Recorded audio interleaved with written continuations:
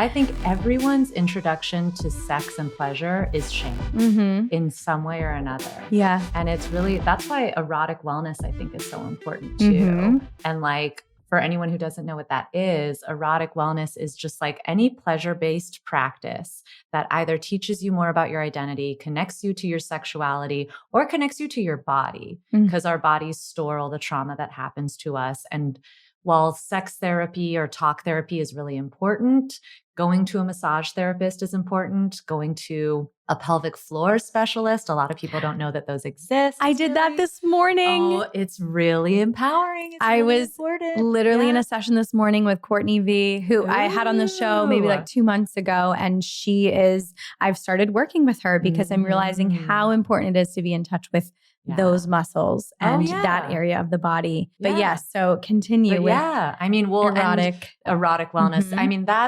so those are obviously like medical resources, but people are practicing erotic wellness all the time. They don't even know. Like when you do your beauty routine at night, or for people who don't have a beauty routine, your grooming routine. That's a way that we're soothing our nervous system and connecting to our body. And what neuroscientists have found is that if your nervous system is activated in fight or flight mode, you can't receive pleasure, whatever it is. You're anxious or nervous. There's a block there and your brain is telling you that you're in danger.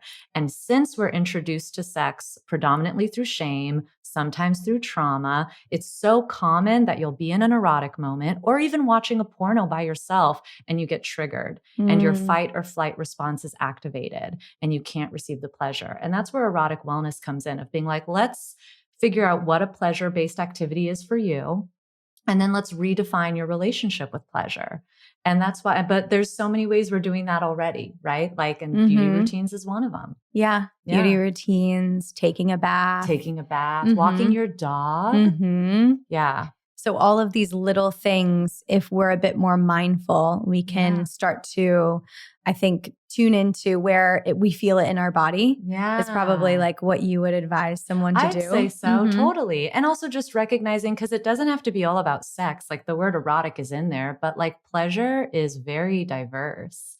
And like walking your dog is a pleasure and it slows you down and it connects you to another animal. You know, and humans are also animals. And I think a part of understanding your sexual nature is just surrendering to the fact that you're also an animal. You have urges, you have reactions. That's okay. Like, you know, all of that stuff. But I think overall what I'm hearing too is just reminding people like that of their basic humanity. Yeah.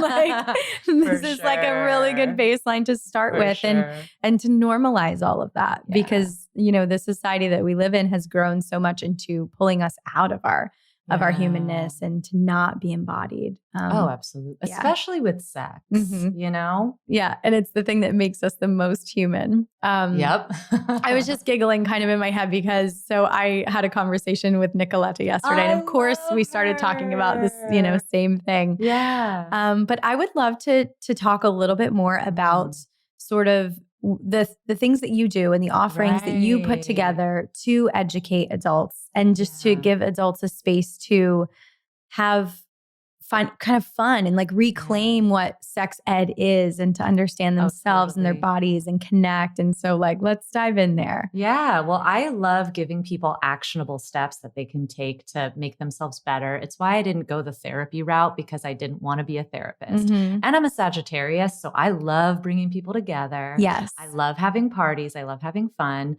So I started doing these erotic wellness soirees where I'm like, this is a sex education party for adults. And because obviously we can't have anyone under 18 because, you know, even though they deserve sex ed too, but that's a very different can of worms. But yeah, and I love bringing people together and having different topics we go over. One we have coming up is a lingerie soiree, which is about like learning how to dress for your body type, regardless of your gender. But we do all types of stuff. Like sometimes it's just a sound bath and guided journaling, erotic journaling prompts that I create that can be about jealousy or about how to establish your boundaries or about like visualizing your ideal erotic liberated self, who that looks like. Wow. So there's just a lot of different avenues that I take with it. But since I'm a writer, I started as a writer. I love personally using writing. What a lot of people don't realize is when you write, you actually think your thought twice. You think it when it comes, and then you think it when you write it. So you're more likely to remember something. So if you have trouble remembering things like I do, total space cadet, I write down everything because that just helps you remember. But I love writing because it slows you down. It makes you think your thoughts twice. Then you have the proof of what you created. And I like to encourage people to do a really stream of consciousness, which basically is sort of like a brain dump. Don't think too much about what you're writing. No one else is going to see this. So it's not about being poetic. It's really just about getting things out of your brain onto paper, seeing it. Seeing the patterns in the thoughts that are streaming out of you when we're talking about sex. Because think about how no one ever stops and considers their sexuality and, meditates on that really. So that's what I try to do with these. And then also being a sexologist, I'm bringing like the average clitoris is 4 inches long and gets an erection, and so I'll weave in a lot of, really important science that I think we need, only 18 states right now require sex education to be medically accurate. So, and that's right now in 2022. So when we were in high school, it was even worse. Yes. And that's just in the United States. Worldwide, it's either the same or worse with regards to sex education. So it's literally legal for people to teach you sex education that is not even medically accurate. And we really need sex education. So I weave in like practices you could do with my, the soirees I do, as well as like information that I feel like everybody needs and did not get. Right. And yeah.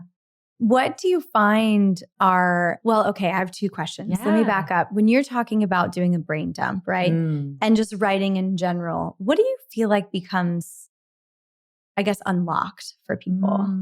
That's a great question.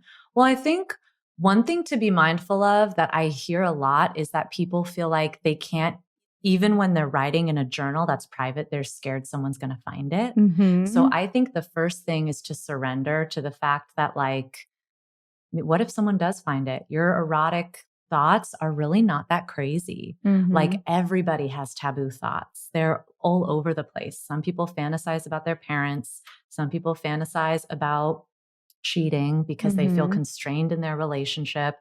Some people fantasize about animals.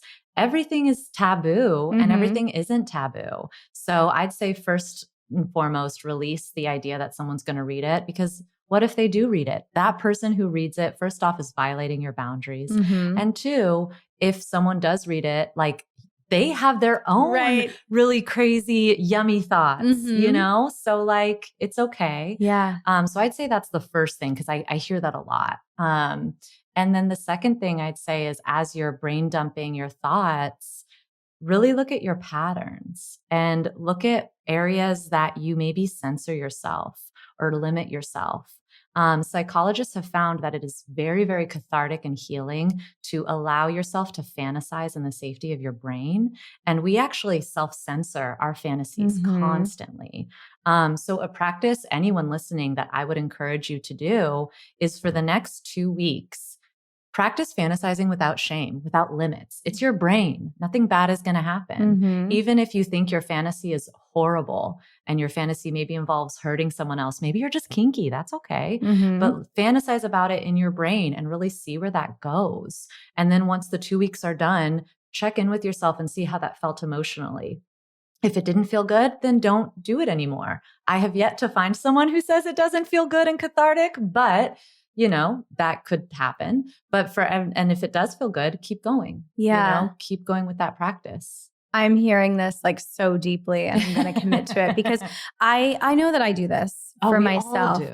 Yeah. And it's so interesting. Like, even the thought of it feels very liberating and almost like, okay, like, give myself permission. And that reminder that like nothing bad is going to happen because you are sort of letting your mind wander. Yeah. And I imagine that that's like its own form of expression that then scratches the itch, right? Otherwise, like, what you try to avoid is just going to get bigger and bigger. And it manifests. You know, there's this really cool book called Existential Kink, written by a woman who studied BDSM and psychology. And she found that we all, like, humans do enjoy pain to a certain degree, whether that's emotional pain, physical pain, what have you.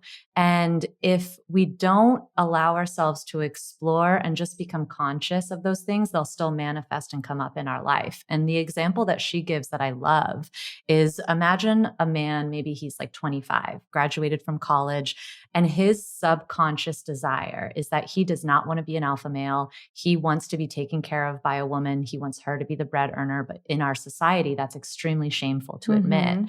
So instead of giving himself permission to explore that need and that desire, he self-sabotages by finding a job he hates, getting fired, and then moving back in with his mother. So now the need is being met. Yeah. A woman is taking care of him financially, but it is through a very shameful experience of failure, versus when we become more conscious of the things that we maybe like, that society either tells us we don't like, or that maybe hurt, but it's okay to fetishize pain.